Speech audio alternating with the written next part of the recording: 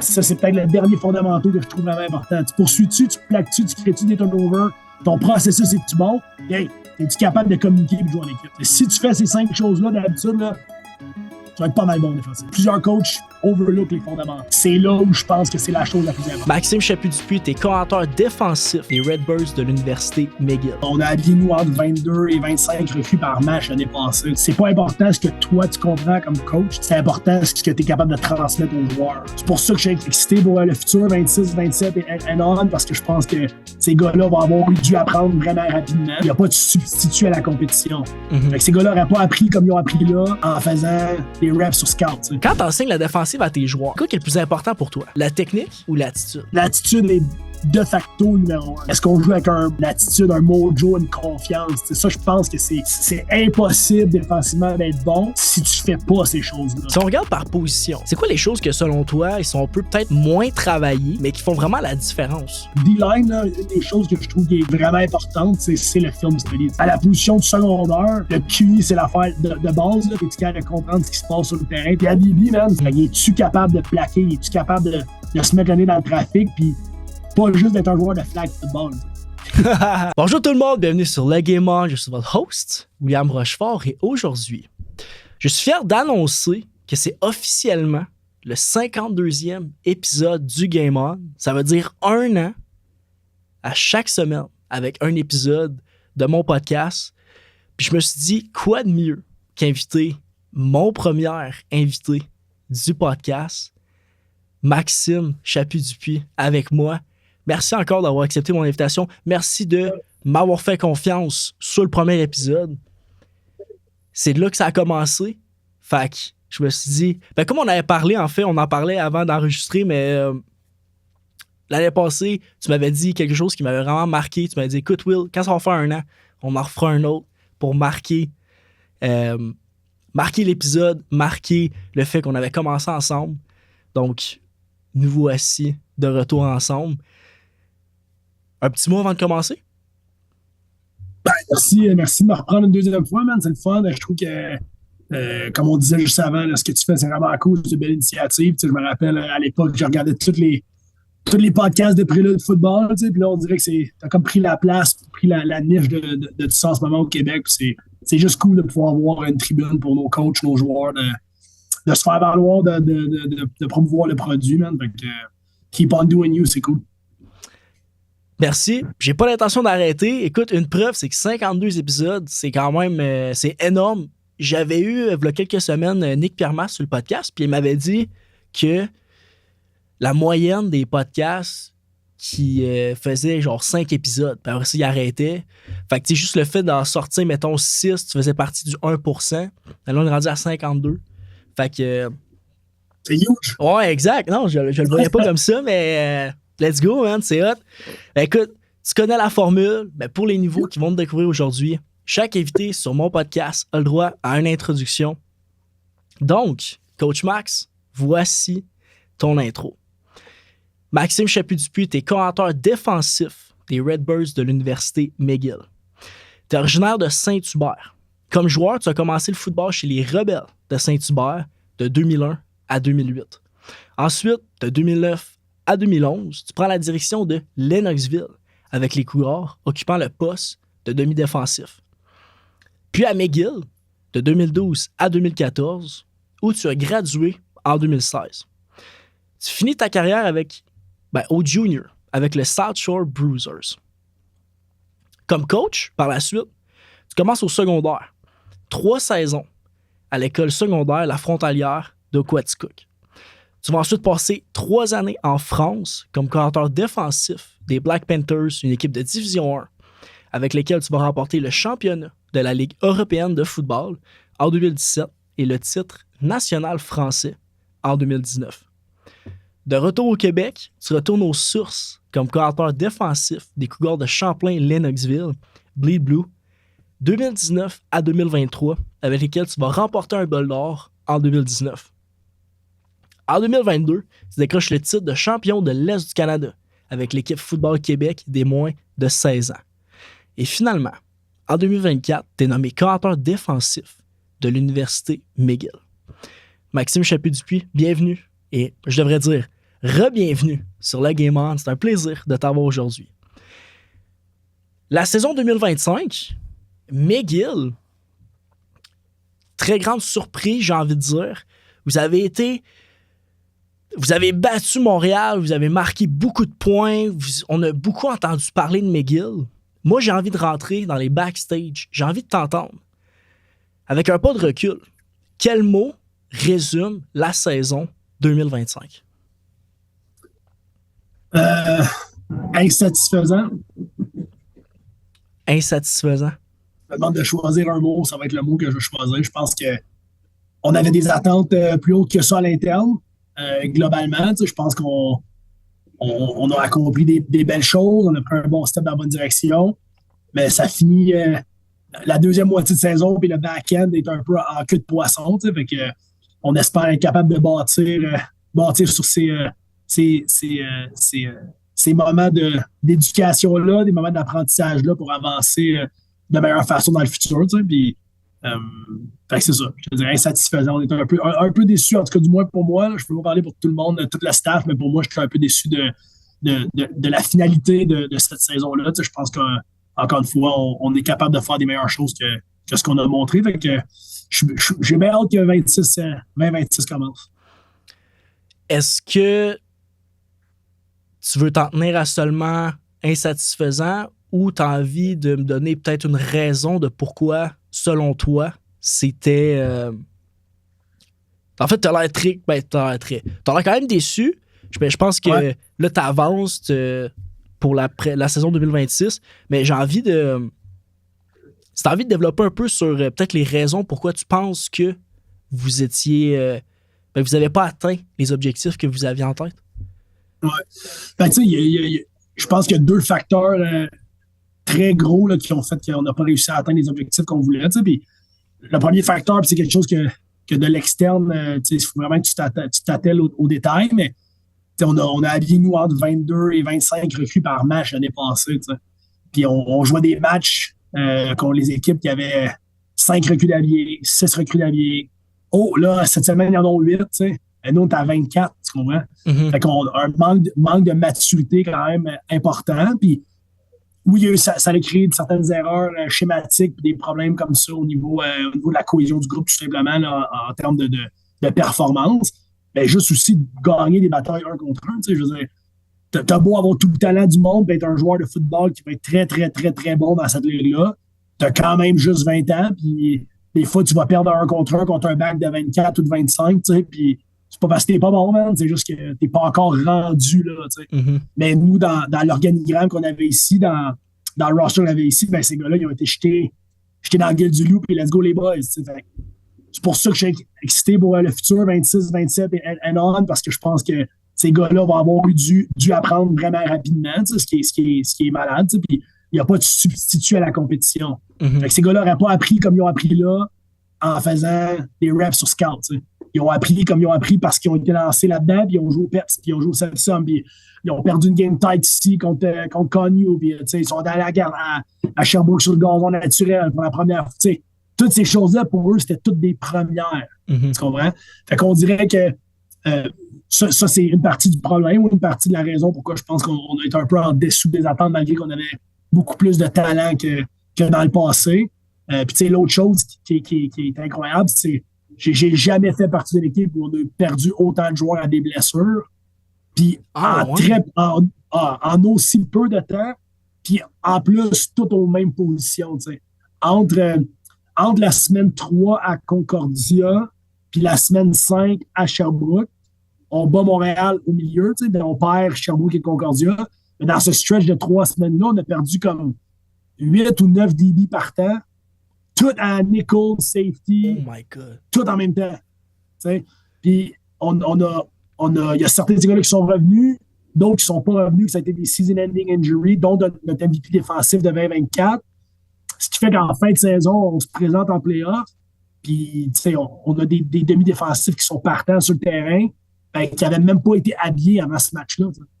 Oh! C'est pas de dire que ces gars-là sont pas bons ou seront pas bons. Ça revient à mon point, à ma prémisse de base où on a un manque de maturité flagrant qui est normal dans le roster qu'on a actuellement. Mm-hmm.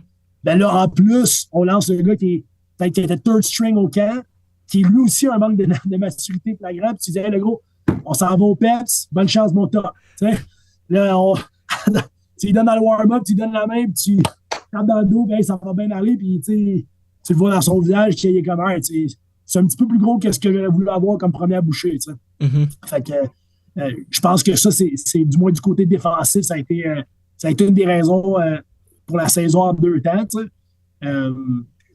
Puis c'est ça. Je pense que ça, c'est le plus gros du nonos. Puis là, tu regardes ces gars-là qui s'en vont à leur 2e année ou à leur 3e année, ils ont plus de maturité physique, sont prêts à réaffronter ces situations-là. Je pense qu'on ne parle pas de la même équipe. Pantoute.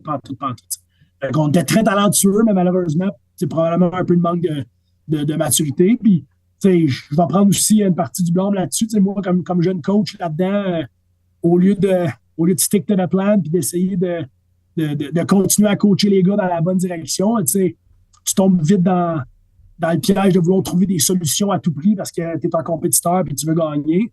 Puis, par moment, je pense que ça mettait peut-être les gars dans des situations précaires parce que le game plan de semaine en semaine était quand même très varié et très différent parce que Chris, on veut trouver une façon de gagner, Mais ça nous a peut-être pas permis dans la deuxième moitié de saison d'avoir la même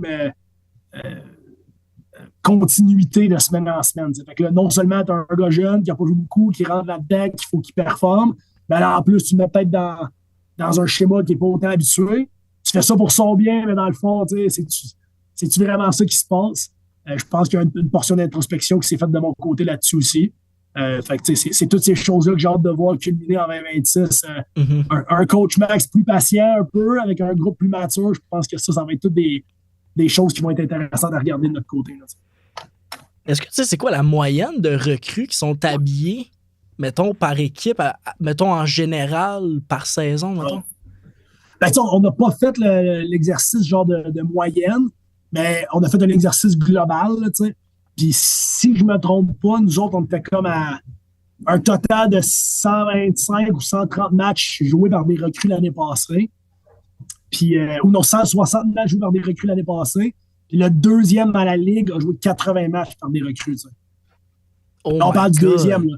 Il y a des équipes qui ont été en dessous du seuil de 50 matchs joués par des recrues dans la saison l'année passée. Ça. Fait que c'est 2 fois plus que la deuxième équipe qui nous suivait. Ouais, mais ça, c'est fou par contre. Surtout dans une ligue autant compétitive que la RSEQ. Là. Ça, c'est l'autre chose que il n'y a pas de match facile dans la RSEQ. Tout le monde, c'est tous des bons coachs, c'est toutes des bonnes organisations, c'est toutes des personnes qui travaillent fort. Si tu as une mauvaise semaine de préparation ou tu as un kid qui a une mauvaise journée, it's gonna show up. Fait que, c'est ça, dans cette optique-là, d'avoir autant de jeunes et autant de portes tournantes, surtout, comme je te disais, la position de demi-défensive, à un moment donné, c'est dur de garder le cap. Mm-hmm.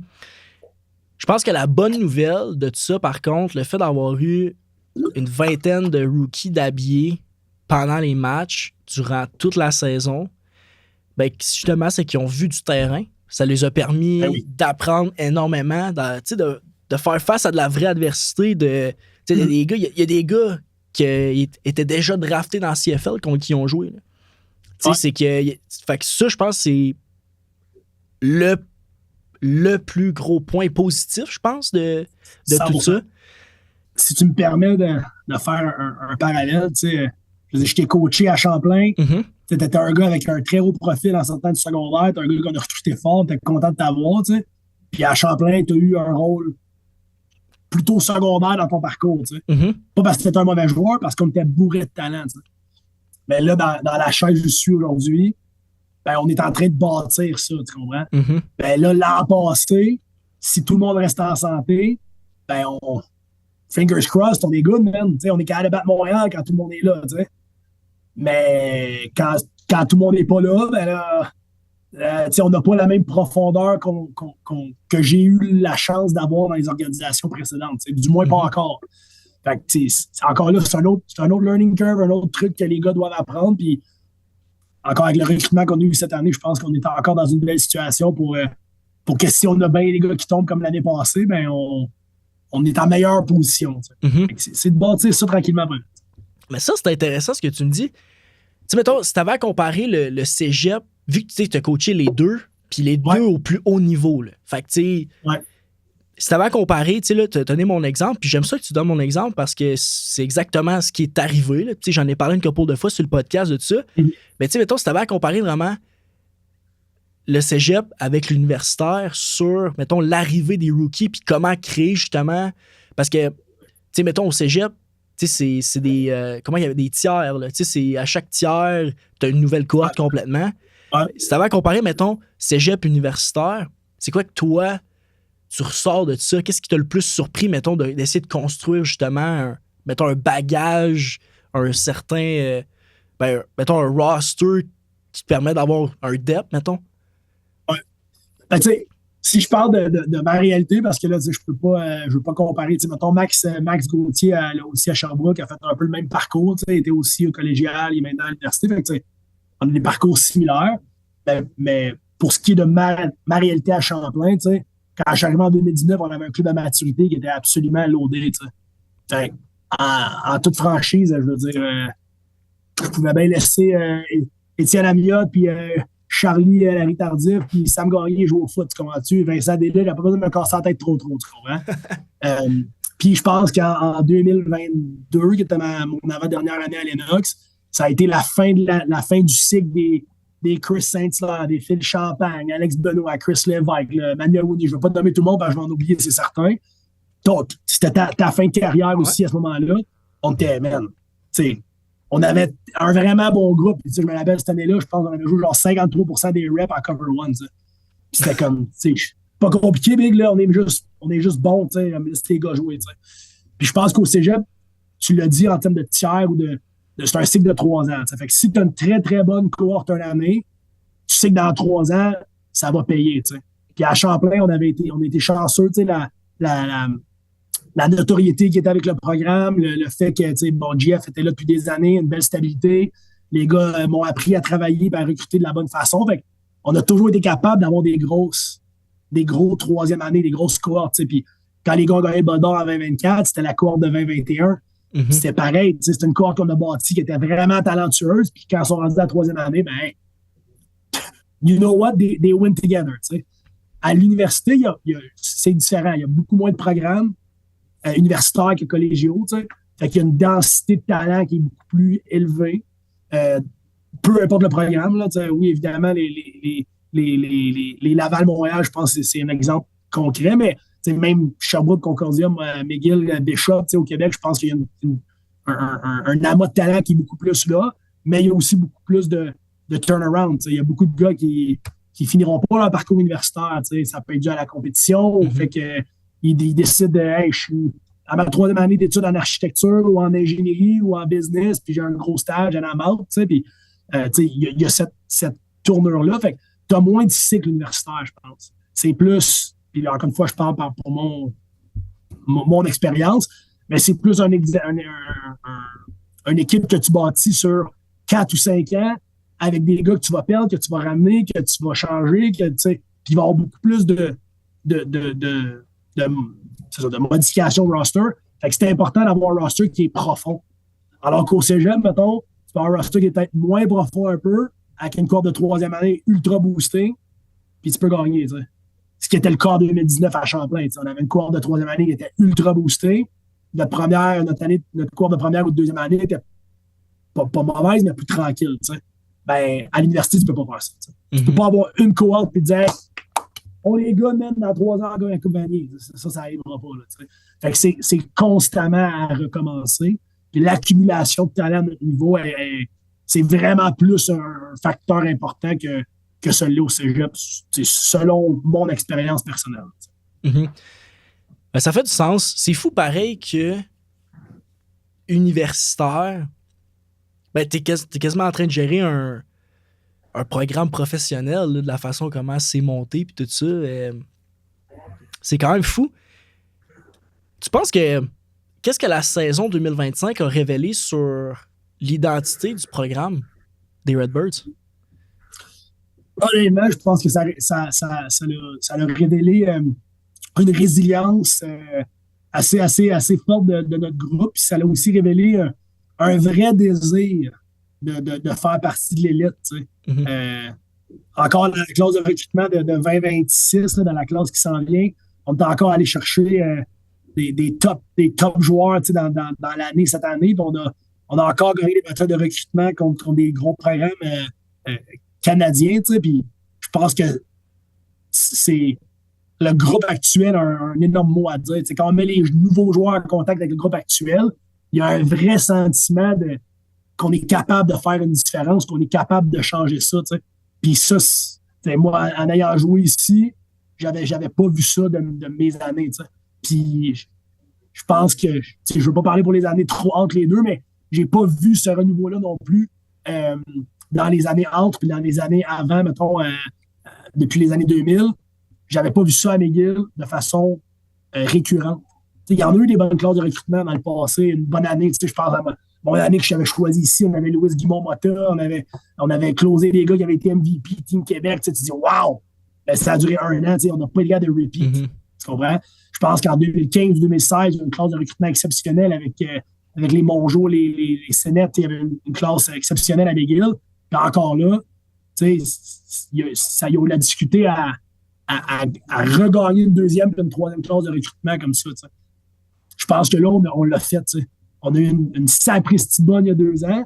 Puis cette année, on close des gars qui, même, ils auraient pu choisir n'importe où d'autre que McGill. Puis on les a eus quand même. Puis ça, je pense que c'est pas juste le coaching et le recrutement, c'est aussi notre groupe. T'sais. On met ces gars-là en contact avec notre groupe actuel, puis les gars, ils y croient. Les gars veulent que ça marche. Puis je pense que c'est ça. Cette résilience-là, puis ce vrai désir là, de gagner en équipe, de gagner as a unit. Je pense pas qu'il y a eu ça à McGill, ça fait longtemps. T'sais. La cohésion de groupe est vraiment, vraiment spéciale présentement. Puis je pense que c'est l'affaire qui est la meilleure carte de visite pour un jeune quand il vient voir chez nous. T'sais. 100%. 100%.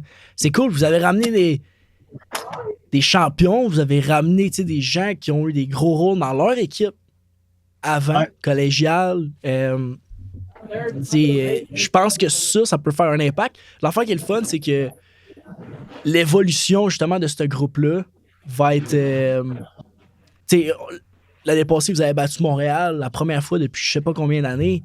Fait que, 23 ans. 23 ans. Fait que, c'est fou, ça. Ça veut dire que, ben, il y a espoir. Puis ça va arriver, je suis confiant de ça. Moi, je t'ai côtoyé pendant 3 années à Enox. Je sais comment t'es, puis t'es compétitif, puis tu vas t'organiser pour que ça marche. Alexou, j'ai eu sur le podcast, on a eu une bonne discussion, puis il a eu, avec son pedigree de foot, il a démontré que ben, c'est pas quelqu'un. En fait, il veut pas faire rire lui. Il veut pas faire rire lui. Il veut pas, comment dire ça? Il veut pas faire rire de lui, là, tu sais. Non. Fait que c'était très excitant pour la suite. J'ai pas envie de casser le fun en disant ça, mais tu sais, je sais que les stats, ça veut pas dire grand-chose, OK? Ouais. Mais j'ai vraiment envie d'en parler parce que ça peut mettre en perspective un peu les choses. 250 points contre l'année dernière. Ouais. Vous étiez la pire défensive dans la ligue. Bon, ouais. Jeune défensive, beaucoup de blessés. Mais à part de ça, moi, j'ai envie de parler du côté positif. Ouais. Qu'est-ce qui est le plus positif de la défensive? Puis qu'est-ce qui a travaillé pour la saison prochaine? Ouais. Ben, tu sais, j'ai touché tantôt un peu la corde là-dessus, mais on a vraiment eu une saison en 2 temps. Puis ça, évidemment, quand tu regardes le scoreboard final, ben, it is what it is, mais j'ai envie de te dire, après 4 matchs, là, après la victoire ici contre Montréal, on était top 5 dans à peu près toutes les catégories défensives au Canada. Si je ne me trompe pas, on est encore premier pour les turnovers à ce moment-là. On a été dans le top 5, on était dans le top 5 pour les sacs. On était 3 ou 4e défensive au sol après ce moment-là. Fait que, tu sais, on faisait plein de bonnes choses. Plein de bonnes choses. Puis après ça, ben, la débandade est arrivée. Puis comme je te dis, ça marque le même moment les blessures, les rotations. Coach Max qui essaie d'en faire peut-être un peu trop from a week-to-week basis. Fait que tout ça a créé beaucoup de problèmes en deuxième moitié de saison. Puis l'autre chose que je veux te dire qui est bien drôle, mais tu sais, si tu regardes la saison, il n'y a aucun match à part le deuxième match à Laval, qu'on l'a échappé complètement au premier quart. Là. Mais si tu regardes le reste de la saison, il n'y a aucun match qu'on a été sorti du match. Mm-hmm. Okay? Tous les matchs se sont joués jusqu'à la fin, jusqu'au milieu, fin du quatrième quart, dont plusieurs dans la dernière minute même. OK? Ben, tu sais, quand tu joues des matchs pour 60 minutes, that go both ways, il y a un vrai stake à ces matchs-là. Fait que tout le monde joue son meilleur foot. Mm-hmm. Donc, ben, mettons, défensivement, des fois, on a perdu certains de ces matchs-là dans la dernière minute en donnant un set ou en n'étant pas capable de closer les games. Mais quand tu es sorti du match dès la première mi-temps et que tu perds par 25, ben souvent, le monde lève la pédale. Fait qu'il y a moins de points sur le scoreboard à la fin du match, mais la game était finie à mi-temps. Mm-hmm. Si tu perds 27-0 à mi-temps et tu perds juste 27-7 la game, ben, tu as juste donné 27 points, mais dans le fond, tu n'étais pas dans le match du tout. T'sais. Alors que nous, ça ne nous est jamais arrivé. Fait est-ce qu'on aurait pu mieux faire et closer des games? Oui. C'est une des choses qui est positive dans notre saison, c'est qu'on est à quelques jeux près de gagner 3-4 games de plus dans notre année. T'sais. Ce qui est pas le cas pour tout le monde dans notre ligue. Fait, nous, on a cette espèce de chip on our shoulder qu'on dit hey, on n'est à pas grand-chose d'avoir une saison complètement différente. Même si les points contre sont hauts, ben, ça raconte, les points contre ne racontent pas toute l'histoire, comme je te dis. Exact. Ben, il faut juste regarder les points pour. Tu sais, je parle toute votre saison. C'est parce que. Pourquoi je l'amène moins? C'est parce que, tu sais, je voulais qu'on parle plus du côté défensif, étant ton côté du ballon. Ouais. Mais, tu sais, moi, ce qui m'a le plus impressionné, justement, de la saison, c'est que, tu sais, quand on regarde les matchs, ben, c'est tous des matchs que, comme tu dis, les deux équipes ben, ont joué leur meilleur foot parce que les deux équipes des deux côtés ont marqué beaucoup de points. Ça a été serré, ça s'est joué. Moi, tous les matchs que j'ai regardés de McGill, c'est tous des matchs qui se sont finis très, très serrés, fin quatrième quart, puis ça s'est joué de rien. Puis je me rappelle celle que vous êtes venu à Sherbrooke ici. On s'avait vu en plus le sideline, mais c'est comme une bataille là, des titans. Là. Genre. Ben, c'est une game tête tout le long. C'est une game tête tout le long. On s'est fait brasser au sol pas mal. Ça a été la première mauvaise game au sol de l'année à ce moment-là. Puis c'est exactement dans le mix que je te dis. Là, on avait perdu notre deuxième, notre troisième safety. On perd notre nickel. Cette semaine-là, notre nickel tombe pendant la game. On perd notre deuxième safety pendant le match. On met un gars qui est là, qui n'est pas supposé jouer là. Puis là, ben, la chaîne débarque. Mm-hmm. À mi-temps, c'est 14-10, je pense, ou 14-7. C'est une game 17, c'est une game super tight. Là. Puis la chaîne débarque en deuxième mi-temps défensivement. Puis on finit par donner un long touche au sol sur la dernière drive offensive de Sherbrooke. Alors, on les arrête là, on donne la balle à l'attaque, on peut gagner la game. Fait, encore une fois, c'est dans la dernière minute 30. Chapeau à Max et au staff à Sherbrooke qui ont décidé ça et qui en ont pris avantage. Je veux dire, c'est ça que je te disais tantôt. Il n'y a pas de mauvais coach dans notre ligue. Mm-hmm. Ces choses-là, les gars le voient, puis les gars l'attaquent. Hey, kudos to them. T'sais. Mais ça reste que on tombe pas dans cette situation-là. On ne perd pas notre nose pendant la game. On ne perd pas notre tech 3 pendant la game. Ben, c'est peut-être un match différent. Tu comprends? Fait, mm-hmm. C'est pour ça que je suis quand même confiant avec le futur. Ça reste que quand je dis que c'est insatisfaisant, pour revenir à mon mot de tantôt, ben, tu sais, j'aurais aimé ça à gagner ce game-là, man. Comme, on est-tu capable de closer ça, puis de gagner la game, puis de faire une différence, tu sais? Puis c'est encore là, comme je te dis, c'est pour ça que les points globaux à 250, on n'est pas très loin de Sherbrooke et de Concordia. Mais nous, tous nos games se sont joués jusqu'à la fin. Mm-hmm. Fait, c'est sûr que les games s'y jouent jusqu'à la fin, puis que les deux défensives donnent des points, ben le score run up, tu sais. Moi, c'est pour ça que j'aime mieux m'asseoir sur notre victoire contre Montréal ici, où on donne 24 points. C'est Montréal a scoré moins de 30 points juste 2 fois dans toute la saison. Puis une de ces fois-là que c'est contre nous autres. Ça. Nice. Fait que là, tu dis, hey, OK, on est à 2,50, c'est correct, là, mais c'est-tu 2,50 parce ça a été très tough ou c'est 2,50 parce que, hey, every game is up for grabs, played to the end. Parce puis, tu sais, celle de Montréal ici aussi, on a 2 pics dans le dernier quart. On aurait pu perdre ce game-là, tu sais. Mais là, on a fait les gros jeux qu'on n'a pas toujours fait après ça, tu sais. Fait que, je trouve que des fois, c'est ça.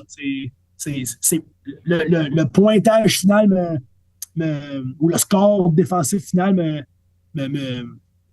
c'est frustrant sur le coup, mais quand tu regardes la rétrospective, ben, t'es capable de mettre ça en globalement et de dire, hey, man, c'est correct là. Comme on n'est pas si. On est beaucoup plus proche que le score a l'air de l'être sur le nombre de points donnés. C'est le même que moi, j'évalue ça. C'est ça qui fait que je reste positif moving on. Ben, je pense qu'il faut rester positif. Puis. Vous étiez là de toute façon, tu le dis tantôt, vous étiez dans les games pareils. Fait que. Ouais. C'était. Ouais, non. C'est. J'ai rien à rajouter là-dessus. Pour vrai, c'était. Je voulais juste aller voir, en fait, un peu le derrière, ce qu'on parle pas souvent, qu'est-ce qui est pas mis de l'avant. Puis, j'aimerais ça d'avoir partagé ça. C'est quand même cool de t'avoir ouvert sur un peu ce qui s'est passé chez les Redbirds à McGill cette saison, côté défensif. Par contre, il y a une chose que il n'a pas été parlé beaucoup, c'est la situation des corps arrière à McGill. Ouais. C'est quoi la question? Écoute, avec le départ d'Eloa, qui s'en va. Ben écoute, départ.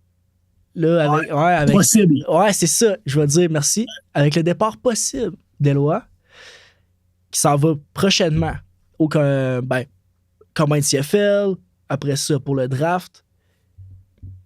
C'est quoi la situation de carrière? Qu'est-ce qu'on voit pour la prochaine saison ou pour le futur de McGill? Situation carrière. Ouais. Ben, tu sais quoi, je te dirais que tu m'aurais posé la question il y a 15 mois. J'aurais dit, le gros, faut qu'on trouve une solution. Par contre, kudos à coach Tennant qui était là avant Dim, puis coach Dim cette année, qui ont renfloué le coffre d'espoir carrière de façon assez spectaculaire. On a rentré un gars l'année passée, Arnaud Dugas, était un gars de 6'4", qui était un gars du Québec, qui est allé jouer aux States, qui est revenu ici. On l'avait commit, nous, à Lennoxville à l'époque, avant qu'il aille aux États-Unis. Puis c'était un des gars qu'on avait très, très haut dans notre board. Je ne sais pas exactement s'il était 1 ou 2 pour GF, là, mais il était super haut dans le board. Wow. Fait que, on est vraiment content d'avoir Arnaud avec nous autres. C'est un gars qui est un compétiteur exceptionnel. Puis là, on a aussi eu un jeune de l'Ouest l'année passée, Winston Chapman, qui est un gars qui jouait à Football North dans un prep aussi. Donc, ça nous a donné 2 gars l'année dernière. Puis là, cette année, on va ramasser un gars comme Elliot Drapeau, qui en sortant de Saint-Jean était clear cut number 1 au Québec, carrière, qui est allé jouer à McCallie, puis qui là a choisi McGill pour la suite de son parcours. Elliot, cette année sur notre board, il était-tu 1, il était-tu 2? Je laisse les téléspectateurs ou les gars qui vont écouter le podcast décider de ça, mais il était très, très haut sur le board. Puis c'est nous autres qui l'a eu, fait qu'on est ultra contents de ça. On pense que ça peut être un gars qui, tout comme Arnaud, a des tools physiques exceptionnels. Puis on est aussi allé chercher un Américain qui est moins connu au Québec, un gars du Vermont, Trey Walker, qui était encore un là-bas, un autre gars de 6'3", qui a amené son équipe back-to-back State Championship, qui sling la balle assez spécialement, qui s'en vient aussi. Fait que, Eloa peut revenir. Ça, c'est la première chose. Deuxième chose, Eloa, dépendamment de sa situation contractuelle dans la Ligue canadienne, il le renvoie-tu, il le garde-tu? Je pense que... Puis j'ai vu un post hier ou ce matin là, d'un autre carrière que je nommerai pas qui disait que selon lui, c'était le meilleur short yardage quarterback au Canada. Je ne sais pas si tu as regardé les highlights de Eloa sur des QB sneak, mais je pense qu'il va être dur à battre pour ce spot-là cette année dans le draft. Si Eloa fait un roster pour ça, ben, good for him. S'il le garde comme carrière, il donne une chance et il dit on veut le jouer un peu plus, ben, good for us. S'ils disent on change de position pour le training camp, let's go back, puis on veut que tu retournes à McGill pour te parfaire à cette position-là, puis que ça soit receveur, safety, nickel, ben good for us, tu comprends? Je pense qu'il y a plusieurs possibilités avec le dossier là. Dans tous les cas, on va être content pour lui, puis content pour nous aussi, qu'il revienne ou qu'il reste dans la CFL, ça va être un ambassadeur exceptionnel, c'est un jeune homme très humble, puis très travaillant, qu'on adore côtoyer, fait peu importe ce qui se passe avec lui, on va être super content pour lui. Mais on a rentré des gars à la position de carrière qu'on est plus que confortable. Mm-hmm. Reste que ça va être des jeunes de 19-20 ans. J'en reviens à notre maturité de tantôt. Ça ne sera pas un partant de 24 ans, comme Arnaud a pu l'être depuis 2 ans à Laval. Mais mettons que je prends l'exemple au bord de la montagne, Pépé, cette année, il n'a pas eu l'air gêné à 20 ans. Tu sais. Fait que, qu'est-ce qui dit que notre kid ne peut pas être aussi bon que ça à 20 ans? Peut-être pas aussi bon, mais qu'il peut avoir le même genre d'impact avec nous autres. Moi, je pense que j'aime la course qu'on a, puis j'aime la compétition qu'on a à l'interne. Puis d'un point de vue défensif, moi, je suis pas inquiet que Coach Dim et Coach Sue vont trouver une façon de scorer des points. Fait que je me casse pas en tête avec ça. Je laisse gérer le dossier carrière underhand. Ça, c'est bon, ça. De toute façon, first, le recrutement que vous avez fait, encore une fois, je pense que c'est l'avantage d'être McGill parce que il y a le côté anglophone, il y a le côté que c'est très reconnu, côté académique. Tu sais, votre recrutement doit tellement s'ouvrir large là, pour aller chercher un gars au Vermont. Comme, ça, c'est toutes des opportunités que tu n'as pas si tu es à l'Université de Sherbrooke. Là, à moins que tu vas chercher un Québécois qui joue aux États, mettons. Mais ça, c'est hot. Comment vous faites pour trouver ces gars-là, en fait? Ça, là... c'est des contacts. Là, les gars qui sont partis du Québec dans les preps aux États-Unis les dernières années, je les connais presque tous parce que je les avais recrutés à un certain moment donné à Champlain. Puis Dim, pareil, là, Dim les avait recrutés à Saint-Jean. Fait que pour ça, jusqu'à présent, on a quand même été chanceux avec les Québécois qui sont aux États-Unis. Après ça, on a des connexions, on a des anciens qui sont dans ces régions-là. Je pense à un gars comme Drew Vargas qui est dans la région de Boston. Lui, il nous feed des joueurs. Après ça, ça fait 3 ans, ça va être la 3e année cette année qu'on va aux États-Unis au mois de mai pour faire le prep tour. Fait qu'on voit comme 30 écoles en 3 jours qu'on tour. Oh, wow. On vient de ramasser un O-line de Choke là, qu'on a annoncé la semaine passée. C'est un gars qu'on avait vu l'année passée là-bas. Max Despatie, Thomas Gingras qui sont venus de Northampton Williston l'année passée. C'est des gars qu'on avait vus dans le prep tour là-bas. Fait qu'il y a un peu de ça. Aussi, on est chanceux d'avoir un gars avec nous autres qui est un whiz de l'Internet, puis il y a des Excel, Chris Clemens, qui à chaque année nous sort une liste d'à peu près 60 000 noms là, qu'on peut regarder puis trouver des joueurs à travers de ça.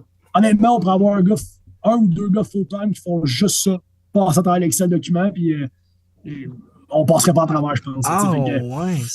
Ouais. Fait que ça, c'est huge pour faire des contacts, lancer des perches. Puis, tu sais, notre nom, comme tu as dit, le nom académique de McGill est fort aux États-Unis. Maintenant, plus qu'on va se faire connaître au niveau du foot, je pense plus qu'on va avoir un snowball effect. Puis cette année, je pense que tu as 18 ou 20 gars des États-Unis qui reviennent au Québec, qui reviennent jouer chez nous, dans le fond. C'est huge. C'est une porte qu'on a qui est incroyable. Ouais. Comme tu dis, qu'on est les seuls vraiment qui peuvent taper là-dedans. T'sais, notre stratégie de base reste au Québec. Je veux dire. Si on est capable d'avoir des gars de 20 ans qui rentrent à McGill, great. La réalité, c'est que notre réalité académique est vraiment différente des autres universités au niveau du point de vue admission. Mm-hmm. Tu vois, en 2024, c'était une très bonne année au niveau des quotaires au Québec. On a rentré 60 joueurs. En 2025, c'était une moins bonne année académique au Québec. Fait qu'on a rentré moins de joueurs du Québec. Mais là, nous, on a le potentiel d'aller aux États-Unis. Donc, on a rentré 20 Américains pour compenser pour les gars du Québec qu'on ne pouvait pas recruter. Fait que ça, c'est des choses qui sont qu'il faut qu'on continue à faire. Puis déjà, pour l'an prochain, pour 2026, pour la saison 2027, on est déjà là-dedans. Les Québécois qu'on aime, on les a déjà contactés. Les Américains qu'on aime, on commence à rentrer en contact avec eux autres. Fait que, cette latitude-là nous permet de pallier au manque qu'on a localement, puis aller chercher des choses à l'extérieur. C'est un peu la façon qu'on travaille là, présentement. Vous êtes créatif. C'est impressionnant de voir ça. Sérieusement. Là. Man, c'est beaucoup d'heures sur le téléphone, puis c'est beaucoup d'emails, puis de courriels, mais c'est ça. Comme je te dis, la réalité académique de McGill est vraiment différente. Puis c'est niaiseux, mais rentrer à McGill en business, mettons, ça te prend 30 de quotaires, ça te prend tes 3 maths. T'sais. Alors que si t'es un Américain, ça te prend 4 de GPA, puis juste ton pre-cal. Avoir 4 de GPA aux États-Unis, c'est 85% ou plus de moyenne. T'sais. Fait que c'est en guillemets plus facile de rentrer un Américain en business à McGill que de rentrer un Québécois en business à McGill. Fait que quand on recrute un jeune et il nous dit hey, moi je veux faire du marketing puis je vais être PDG de Bombardier, ben j'ai c'est quoi les notes que tu as? 26 de quotaire, tes 2 maths, ben ça se passera pas à McGill, mon homme. Ça. Fait que la discussion se termine là, puis on passe au prochain appel, puis ça veut pas dire que le joueur est pas bon. Puis ça, encore une fois, depuis 2 ans, on évalue nous autres nos classes de recrutement en se comparant aux autres équipes du Québec. Puis il y a des bons joueurs qui vont partout. Je pense que c'est la normalité, comme j'ai dit tantôt. Il y a des bons coachs et des gars qui travaillent partout. Mais des gars qui ne rentrent pas à McGill, qui sont allés ailleurs, versus des gars qui rentrent à McGill, qui sont allés ailleurs, il y en a bien plus qui ne rentraient pas, qui ont choisi d'autres écoles. Mm-hmm. La plupart des gars qui rentrent à McGill, on réussit depuis 2 ans à les avoir. T'sais. Puis, il faut que ce soit ça notre niche. C'est simple. Exact. Coach Soup, il m'en avait parlé de ça. Il m'avait dit, le côté école, first, si tu rentres, mettons, dans les critères scolaires, ben déjà en partant, ben, t'as déjà un plus pour fitter dans l'équipe. Ça montre un peu le type de personne que t'es, puis tout ça. Puis, ça démontre encore l'identité du programme, qu'est-ce que vous voulez construire. C'est... honnêtement, j'ai pas de mots, là. C'est vraiment hot. Je pensais pas que c'était autant poussé que ça. Là. Je sais que vous mettez énormément de temps, beaucoup de travail, mais je pensais pas que c'était une game de même, là, tu sais. Ah ouais. Puis, tu sais, pour agir là-dessus, Will, c'est tellement important pour nous autres que maintenant, on le dit straight up avec les gars, tu sais. Comme, hey, si l'école, c'est aussi important que le foot pour toi, ben, ça va montrer dans tes résultats académiques. Mm-hmm. Ça veut dire que tu vas fitter dans le programme qu'on a ici parce que les gars qui sont ici, c'est comme ça qu'ils voient ça. T'sais. Pour eux, c'est autant important d'être ingénieur mécanique que celui de jouer dans la Ligue canadienne. T'sais. Si toi, ton but, c'est juste de jouer dans la Ligue canadienne, on n'est peut-être pas le programme pour toi. T'sais. Parce que tu ne reprendras peut-être pas l'école assez au sérieux pour avoir du succès à McGill. Puis, fait que c'est nous autres, c'est ces gars-là qu'on recherche. T'sais.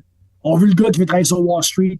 On veut le gars qui va être ingénieur minier à voyager dans le monde. C'est ces gars-là qu'on recherche dans notre programme. T'sais. Fait que, c'est assez facile quand on screen. Oui, il y a des gars à qui on n'a pas accès, mais quand on fait nos premières discussions, on se rend assez vite compte si c'est un gars qui va fitter avec ce qu'on veut bâtir ici. T'sais. Fait que c'est un couteau à double tranchant. Mm-hmm. Il y a des gars à qui on n'a pas accès, mais ceux à qui on a accès, normalement, ça leur parle, parce qu'ils ont cette valeur ajoutée-là de l'école, eux autres, ils prennent ça au sérieux. Puis rendu à ce moment-là, rendu à cette étape-là, moi, si je recule à quand j'allais rentrer à l'université, on s'entend que tu vas pas à l'université juste pour aller à l'université. Il y a une raison derrière ça. Tu vas aller chercher le plus, puis c'est là que les études rentrent en compte. Si je repense à moi quand je suis rentré au cégep, moi, j'allais jouer au foot. Là. Je m'en foutais un peu de l'école. T'sais. Mais quand tu arrives à l'université, là, c'est un autre game. Là, tu es comme, écoute, là, c'est pour vraiment étudier dans qu'est-ce que j'ai envie de faire. C'est qu'est-ce que je veux, ma vision, ma vie, tout ça. C'est beaucoup plus sérieux. T'sais, les gens sont à l'université, seulement sont pas là pour faire n'importe quoi. Là. Fait que, je suis curieux, c'est quoi la moyenne scolaire de votre équipe? Est-ce que vous la saviez ou l'avez-vous calculé? Ça doit être quand même... Sous pour te le dire, je ne sais pas, mais je sais que l'année passée, on a battu notre record là, au niveau du nombre de academic ou President's Honor Roll, Academic Honor Roll. C'est-à-dire qu'on a battu notre record de joueurs en haut de 3.5 de GPA là, ici à McGill l'année passée. Puis on s'attend à ce qu'on rebatte le record là, l'année prochaine, puis dans les prochaines années. Là, dû au fait qu'on a vraiment modifié notre façon de recruter aussi, ben, les gars, ils ont du succès académique. C'est niaiseux que je veux dire, mais même des périodes d'études à McGill, ça n'existe pas. Là, on n'en a pas. Tu te rappelles, là, quand j'étais à Champlain, je m'assoyais avec vous autres 3 heures par semaine pour m'assurer que les gars faisaient leur devoir. Là. À McGill, c'est pas quelque chose qu'on a besoin de faire. Là, comme les gars sont sharp à l'école. Y a-tu des dossiers plus épineux? Oui, il y a des gars qu'il faut qu'on regarde un peu plus avec une loupe de temps en temps. Là. Mais globalement, man, je dirais 95% des jeunes, ils ballottent à l'école et ils ont zéro besoin de nous autres. Ça, c'est... Parce que c'est important pour eux. Non, exact. Ça, c'est vraiment sick. Sérieusement, là, comme, ça vous enlève un peu un poids ses épaules en tant que coach que comme, genre, l'école, comme, si on peut s'en ils vont venir vous voir, c'est sûr, mais comme l'école, c'est exact. Comme... C'est fait, c'est closé, c'est comme nous, on peut vraiment s'occuper de ce qui est important puis s'occuper, mettons, du programme sportif de l'école. J'ai envie de revenir sur le point que tu as parlé tantôt du QB. Tu parlais de l'exemple de Pépé parce que, bon, c'est un rookie et tout ça. Mais moi, il y a une chose que j'ai remarqué puis après avoir parlé avec Gab Cousineau, il était bien entouré. Il y avait des bons receveurs, des bons running backs. Il y avait un offensif qui le soutenait, qui était là pour lui. Fait que je pense que si vous êtes capable de créer cet entourage-là autour de votre carrière recrue ou votre carrière de deuxième année, il y a moyen de moyenner puis même de faire de quoi très bien. Là. je pense que l'entourage a un plus grand impact qu'on peut le penser sur les athlètes, surtout à des positions clés comme ça. Absolument. Ben, tu sais, connais-tu un gars qui s'appelle Jerry Momo? Non, ça me dit rien pas tout. Je pense que ça enlève un peu de pression sur le carrière. 100%. Notre ligne à l'attaque l'année passée était très jeune. On avait 3 parterres recrues. Ces 3 gars-là reviennent, dont un left tackle, Tom Gingras, et un left guard, Pat Parent, qui ont starté à 18 et à 19 ans pour nous autres l'année passée.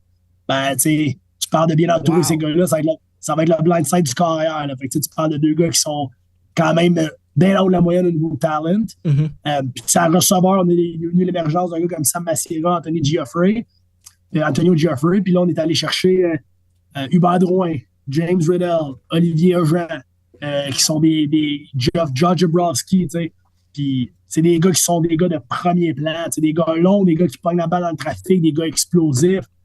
Des gars que nous, on avait très, très haut dans notre board, tu sais, ben on en avait 4 sur peut-être le top 10, top 12, tu sais. Fait que là, tu te dis, OK, on parle d'armes puis de se mettre autour d'un carrière, tu sais, je pense que là, on est en business, tu sais, puis comme je te dis tantôt, moi, j'ai confiance aveugle en ce que Coach Soup et Coach Dim fait, tu sais. Dim à Saint-Jean a créé un powerhouse avec les Théroux, les Carignan de ce monde, tu sais. Puis Soup à Concordia a plus qu'un track record prouvé. Fait que, tu sais, je pense que le jeune carrière qui aura la pole, si c'est le cas l'année prochaine, je suis pas inquiet pour lui. Autant dans le backfield que sur la ligne à l'attaque, que dans l'espace, que dans le headset, il est en business. Là, c'est quoi le meilleur conseil que tu as reçu? Oh, wow! D'un point de vue coaching, tu veux dire? Écoute,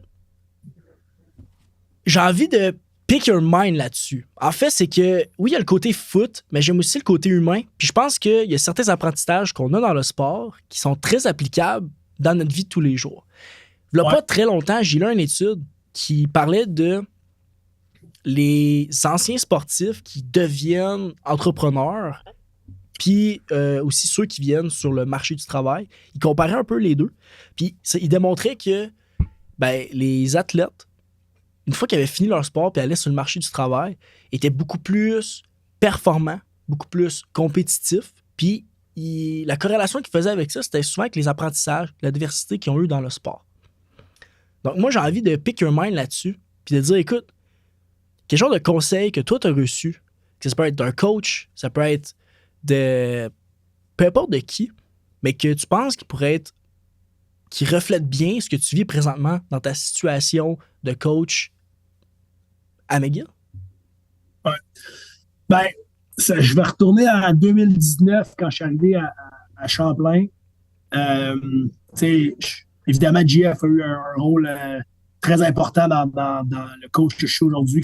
Niveau recrutement administratif, ces choses-là, il y a un impact énorme. Un autre gars qui est beaucoup moins connu, qui a un impact énorme sur moi en tant que joueur, puis qui m'avait donné la piqûre du coaching à l'époque, c'était Louis Parent, qui était DC pour nous autres à Lennox en 2011, qui a été DC, si je ne me trompe pas, Lennox, il est revenu en 2011, il était là jusqu'en 2013, jusqu'au premier de bol d'or de la séquence. Puis Louis, en 2019, j'avais demandé qu'il vienne donner un coup de main à coacher dans le spring camp, là, pas dans le spring camp, dans le fall camp.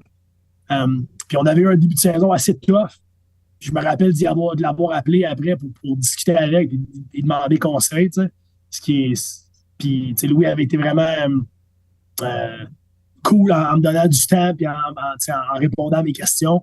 Puis une des choses qu'il m'avait dit, qui me marque encore aujourd'hui comme coach, c'est pas important ce que toi tu comprends comme coach. C'est important ce que tu es capable de transmettre aux joueurs.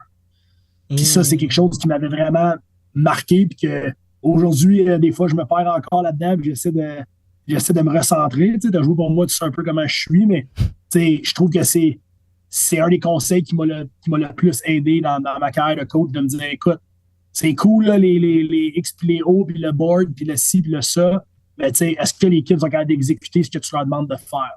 Puis c'est quelque chose aujourd'hui que j'ai toujours dans ma tête. Peu importe le game plan qu'on fait, c'est hey, ce kid-là que je vais lui demander de faire telle chose, es-tu capable de le faire? Je l'utilise-tu au meilleur de ses capacités?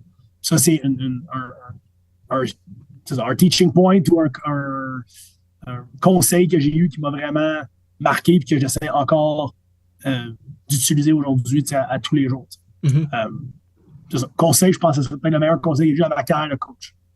Si je peux donner du pouce un peu là-dessus, je me rappelle très bien quand on était à l'Enox, tu nous le disais très souvent que toi, ta job, c'était de nous mettre dans la meilleure situation possible pour qu'on soit capable de performer. Exact. Une autre chose que moi me marqué en tant qu'athlète, quand tu nous coachais, c'était que tu étais quand même assez ouvert d'esprit. Tu sais, on arrivait, mettons, on avait tout un unit avant de commencer la pratique, puis on en avait aussi un ou deux aussi durant la pratique. Puis à chaque fois qu'on avait des installs ou whatever, c'est que souvent on le faisait, mettons, comme tu l'avais montré sur le board. Puis après ça, mettons, les gars, ce qu'ils faisaient, c'est qu'ils ils te donnaient le feedback. Ah, pourquoi pas, c'est pas lui qui le joue de même, ou ah, moi, je suis plus à l'aise de le jouer comme ça. Puis là, tu faisais une modification. Fait qu'en tout cas, moi, ça, c'est une chose que je pense que ça reflète un peu le conseil que tu as reçu sur le fait de comme. C'est beau de comment toi tu le décides, mais peut-être que sur le terrain, ça va pas ressortir avec les athlètes ou whatever comme on a. Mais je pense que ça a démontré un peu le succès défensif qu'on avait quand on a joué ensemble, en fait. Là. Fait que, non, vraiment, vraiment cool. En rentrant dans ton mindset plus de coach, tout ça, je suis curieux de savoir comment ton style de coaching a évolué depuis tes dernières années du cégep à aujourd'hui. Tantôt, tu me disais que des fois, tu te perdais encore un peu, là, tu travaillais là-dessus, mais sur quoi tu travailles? Comment tu as évolué là-dessus? Je te dirais la plus grosse différence entre Max en 2017 à Thonon-les-Bains puis Max en 2026 à McGill, on coach comme on a appris, on coach comme on s'est fait montrer. J'ai été coaché par des individus qui étaient très demandants, ce qui n'est pas une mauvaise chose, mais aussi très cinglants des fois au niveau de leurs commentaires et de la façon qu'ils apportaient les corrections.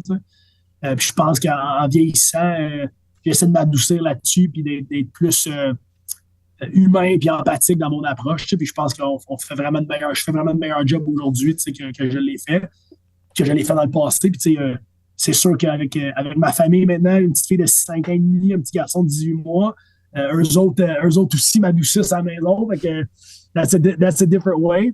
Je pense que les jeunes aujourd'hui en 2026, puis tu as fait partie un peu de cette génération-là à Champlain quand tu parlais des ajustements des fois durant la semaine de pratique. On aime mieux se jouer de même, on est plus à l'aise comme ça. Je pense qu'on est dans un air où les jeunes veulent comprendre pourquoi on fait les choses, veulent avoir un sentiment d'ownership avec ce qu'on fait. Je me rappelle, moi, j'étais même quand je jouais. Mais on n'était pas beaucoup sur l'équipe comme ça. Alors que là, aujourd'hui, il y a beaucoup plus de gars de même qu'il y en a des pas comme ça. Ça c'est important pour nous autres, comme staff, comme coach, d'être ouvert à ça. Puis je le fais cet hiver, j'ai des meetings avec nos safety à tous les quelques temps sur les installs qu'on a fait, puis on discute de ça, puis hey, telle affaire, pourquoi pas ci, pourquoi pas ça, puis on se challenge, puis je pense pas que j'ai la science infuse, puis je pense que c'est devenu une de mes forces comme coach, justement, l'adaptabilité, puis de permettre aux gars d'avoir un mot à dire, c'est quelque chose que je veux continuer à carry. Fait que je te dirais que ça, c'est probablement la plus grosse différence. C'est quand j'ai commencé, c'était comme, hey, c'est de même qu'on fait les affaires, puis si t'es pas content, man, c'est pas mon problème, t'sais. Alors que là, aujourd'hui, je suis intense, je reste un gars passionné. Ça, faut pas que je perde ça, parce que je pense que c'est ça qui est mon drive, mais beaucoup plus à l'écoute, beaucoup plus sympathique. La porte est toujours ouverte, les gars peuvent rentrer pour jouer n'importe quoi, football-wise or not. Je pense que c'est quelque chose que Coach Chou met de l'avant ici, veut qu'on ait un open door policy, puis moi j'embarque là-dedans à 100%, puis je trouve que c'est vraiment la façon de faire aujourd'hui avec le groupe de jeunes qu'on côtoie. Fait que je trouve que c'est vraiment un changement pour le mieux. Mm-hmm. J'ai envie de dire que c'est presque ta marque de commerce, ton intensité, mais ça montre à quel point t'es passionné, là, mais c'est ça, c'est... quand on était à l'ENA, on parlait avec les boys, puis on caricaturait un peu les coachs. Ouais. Je vais pas te cacher que l'intensité de Coach Max, elle ressortait souvent. Mais c'est le côté, je pense, positif de ça. Mais enfin, c'est le fun de voir comment tu as évolué comme coach, de voir que tu gardes le côté intense, parce qu'il faut que tu le gardes, c'est important. Mais il y a aussi le côté de j'ai envie que tout le monde réussisse, puis je suis ouvert à peut-être évoluer, changer, tout ça. Mais très cool. Ben écoute, parlons défensive maintenant. T'es dans le côté défensif de McGill. Tu t'es spécialisé côté défensif. Honnêtement, probablement un des meilleurs coachs d'Yves que j'ai eu de ma vie. Très impressionnant côté X&O's. Tu comprends la game d'une façon que moi, je la comprendrai jamais. Mais avant d'embarquer là-dedans, quand tu enseignes la défensive à tes joueurs, c'est quoi qui est le plus important pour toi? La technique ou l'attitude? Ben, moi je vais reformuler ta phrase parce que ta question.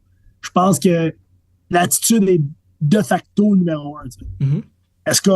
Est-ce qu'on poursuit au ballon? Est-ce qu'on veut gagner nos 1 contre 1? Est-ce qu'on joue avec une attitude, un mojo, une confiance? T'sais, ça, je pense que c'est impossible défensivement d'être bon si tu fais pas ces choses-là. Mm-hmm. Pour nous autres, on a 3 fondamentaux, puis ça, c'est le 3e des fondamentaux. Est-ce que tu poursuis le ballon relentlessly? Est-ce que tu utilises les techniques qu'on t'a montées? Puis est-ce que tu es agressif? T'sais? Fait que pour moi, ça, c'est comme clear cut numéro 1. C'est même pas une question. Je pense que là où ta question elle me pose un problème ou elle me pose à me questionner, c'est plutôt est-ce que c'est tactique ou technique? Parce que l'attitude est numéro 1 no matter what. Puis je vais prendre un exemple, puis je vais les nommer. Les Carabins font un job exceptionnel au niveau de tout ça, l'attitude, puis la manière que les gars jouent avec confiance, puis tout, puis c'est quelque chose qui est beau à voir. C'est toujours dur de jouer contre Montréal parce que justement, les gars ils ont confiance, ils jouent avec une hargne, they do a great job. C'est un peu comme Sherbrooke, c'est une unité spéciale, c'est leur mojo, man. Tu sais que ça va être tough, tu sais qu'ils font une bonne job. Je reviens au niveau collégial, Limoilou qui a une culture forte défensive, que tu sais que ça va être une game tough. T'as ces programmes-là qui réussissent à créer cette culture-là où l'attitude, c'est même pas une question pour eux autres. C'est dans le DNA. Fait que pour moi, c'est 3 programmes, comme je te dis, qui sont pour moi des staples dans ces choses-là. Puis, they do a great job at it. Mm-hmm. Fait que ça, pour moi, c'est clean cut numéro 1. Mais après ça, numéro 2, c'est quoi qui est le plus important? C'est-tu d'avoir le triangle de match puis les règles de switch release les plus cool sans terre? Ou, man, c'est d'être capable de mettre sa main dans le dirt puis jouer les double teams comme du monde, comme Tech 3. Tu comprends? Puis, souvent, c'est là où moi, comme jeune coach, je trouve qu'il faut que je continue à bâtir là-dedans. Souvent, les fondamentaux, ou plusieurs coachs overlook les fondamentaux. Mm-hmm. Puis c'est là où je pense que c'est la chose la plus importante. Fait que si on veut que les gars jouent avec l'attitude qu'on veut, le mojo, l'intensité, il faut qu'ils soient capables de jouer vite et qu'ils soient capables de pas se casser la tête. Fait que des fois, les XPO, c'est overrated. Tu entends souvent Jim and Joe's over X's and O's. Jim and Joe's, c'est pas juste le gars qui court 4-6 et qui saute 38 de vert. C'est aussi le gars qui utilise la bonne technique, qui utilise le bon post-term, qui est à la bonne place, qui processe l'information comme du monde. Et des fois, tu peux jouer 3 couvertures dans une game, mais tu processes l'information parfaitement, tu es tout à la bonne place, and you're going to look great. Mm-hmm. Fait c'est un peu ça, parce que la question que tu me poses, j'ai même pas de besoin d'y penser. Attitude number 1 all day. All day. Là, comme coach, comment je peux aider les gars à avoir la bonne attitude? Make it stupid simple, man, puis laisse-les jouer. Mm-hmm. Fait que là, ça revient à mon point numéro 2, que c'est probablement technique over tactique, bien des fois. Fait que oui, tu vas avoir un plan de match qui est cool, puis tu vas être capable d'attaquer, puis de trouver les 100%, puis de battre une protection, puis de doubler tel joueur, puis de dire, all right, oui, là, tu veux trouver un plan qui a de l'allure, man, c'est-tu assez simple pour que l'équipe puisse juste exécuter et avoir du fun? Ce qui me ramène au point 1 qui est they need to play with the good attitude. Mm-hmm. Fait que c'est ça. Tu as parlé des fondamentaux. Ouais. Je suis curieux, c'est quoi les fameux fondamentaux défensifs? Ouais, t'es-tu capable de plaquer, man? Est-ce que tu poursuis le ballon? Est-ce que tu es capable de plaquer? Donc, finir quand tu te rends, parce que c'est bien beau poursuivre. Si tu manques tout le temps ton plaqué, ça ne sert pas à grand-chose. Est-ce que tu poursuis? Est-ce que tu finis? Est-ce que tu crées des turnovers? Puis après ça, quelque chose qu'on met beaucoup d'emphase, nous autres, c'est tes yeux. Est-ce que tes yeux sont à la bonne place? Est-ce que tu lis la bonne clé? Est-ce que ton processus est bon quand tu approches le jeu?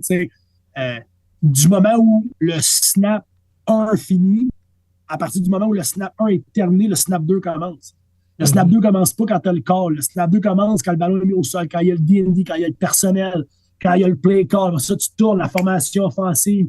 Tes clés devraient popper dans ta tête. Après ça, right, j'ai mon checklist dans cette couverture-là. Je fais A, B, C. C'est ça mon checklist. Et là, je sais, par exemple, qu'avec le D&D, le personnel puis la formation qu'on a devant nous, ben, je m'attends à ça. Puis mon checklist de A, B, C va m'amener aux bonnes places pour les 3 options offensives qu'on pourrait avoir. Mm-hmm. Fait que toute cette espèce de flow-là de match, c'est tellement important, puis ça fait partie des fondamentaux, puis c'est quoi qui est souvent overlooked. T'sais. On pense pas à ça, on pense pas toujours à ça, surtout au petit niveau où les gens qui connaissent pas le foot nécessairement, que, man, le jeu numéro 2, il commence au moment où le jeu numéro 1 est terminé. T'as l'information, comme je te dis, dans le stick, personnel, le banc, tout ça, c'est l'information qui est importante, qui m'amène à parler de la communication.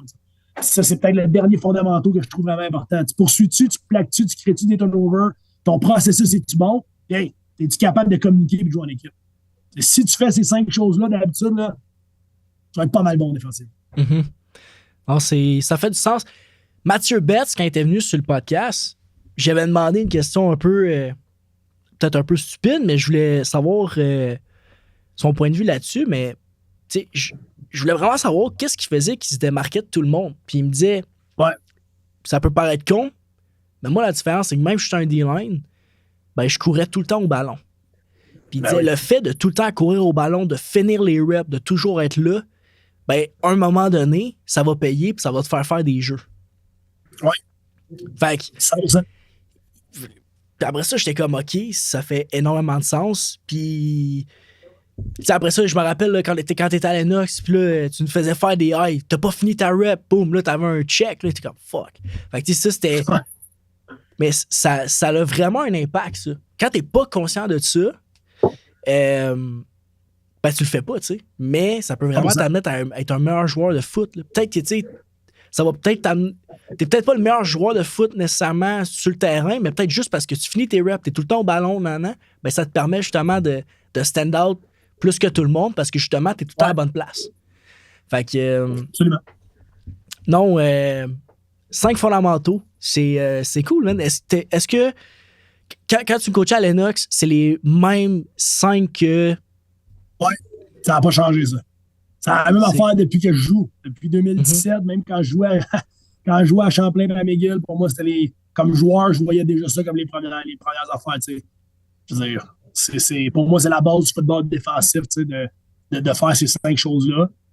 Puis, comme je te dis, ça va te mettre dans des positions individuellement de faire des jeux, puis en tant qu'équipe, d'avoir des défensifs qui sont étanches, puis qui jouent bien ensemble, puis qui limitent les gains offensifs. Tu sais. Mm-hmm. Penses-tu que tu seras un bon coordinateur offensif? Hey man, je sais pas. J'ai joué quand même jusqu'à temps que j'avais 17 ans. That's about all I know about sur le côté offensif. T'sais, une chose est sûre, c'est que du côté défensif, comme coach, tu étudies tellement l'attaque que rentrer des schémas, des X vidéo, je pense que n'importe quel DC serait capable de faire ça. T'sais. Là, après ça, le play calling, le feeling dans le match, gérer les situations, c'est quand même un autre vibe. Il y a des choses qui se teachent pas, genre ça que tu me dis un peu. Ben, tu sais, sans que ça se teach pas, il y a une couple d'apprentissage à avoir. Fait que demain matin, tu me dis qu'il faut que je sois aussi universitaire. Je pense que je mange une coupe de claques à gueule pendant des semaines. Là, ça va me prendre du temps. Là, je pense pas que c'est une transition qui est si facile que ça à faire. Après ça, coacher une position de l'autre côté de la balle, ça, je pense que c'est une autre affaire. Je coach des demi-défensifs, je sais ce qu'on essaie de faire. Mettons que je coachais les receveurs, je pense que globalement, je serais capable de donner un bon coup de main rapidement. T'sais. Mais coacher une unité, c'est quand même un autre game. Ouais, c'est ça. Ouais. Pour jouer en défensive à l'université, c'est quoi qu'il faut pas négliger comme joueur?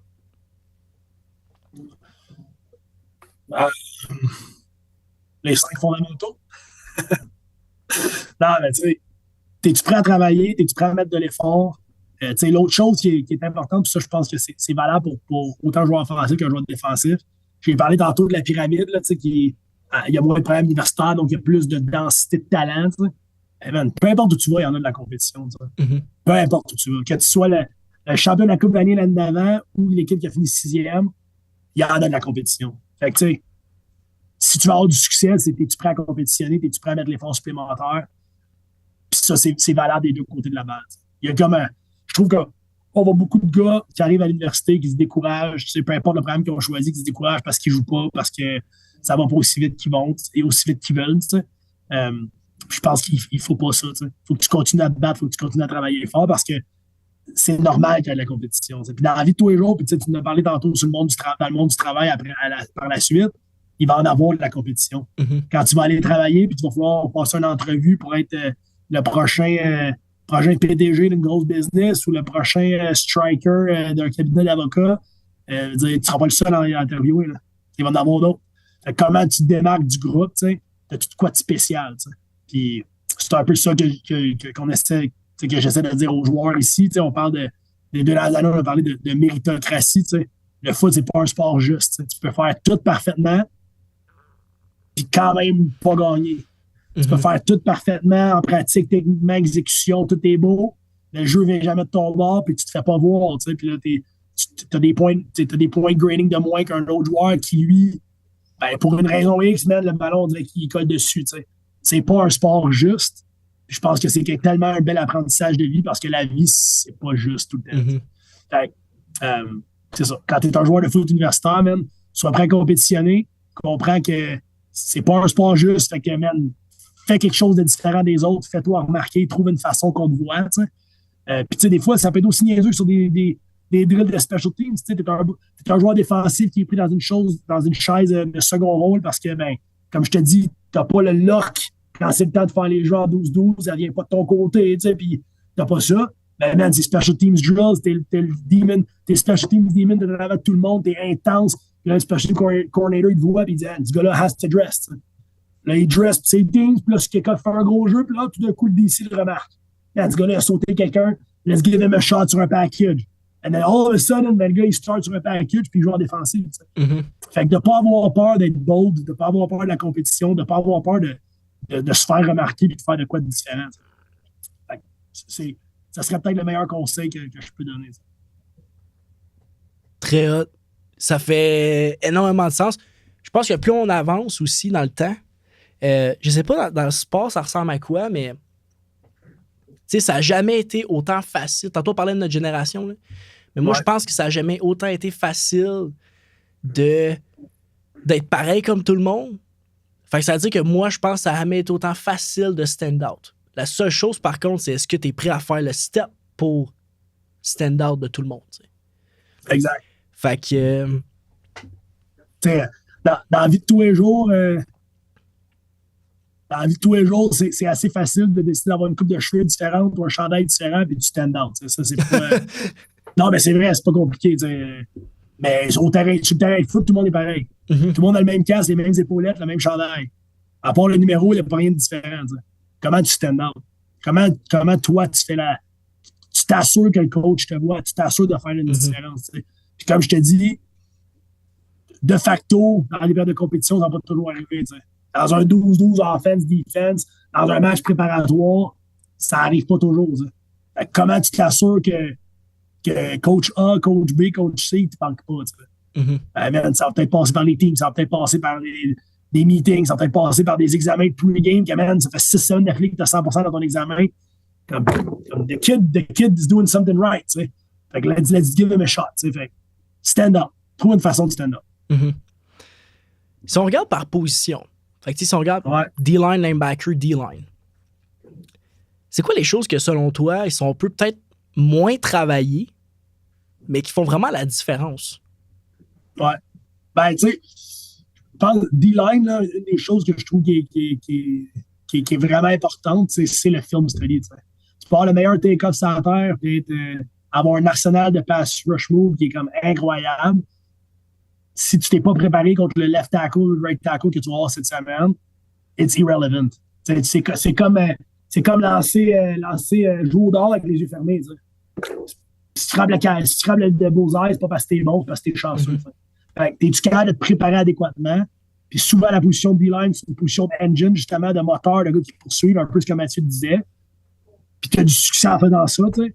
mais tu pourrais être tellement meilleur si tu mettais de l'emphase sur les détails, puis sur quel mot utiliser à quel moment. Puis ce gars-là, c'est quoi son passet, c'est quoi, qu'est-ce qu'il te donne comme clé aussi pour les snaps, ces choses-là.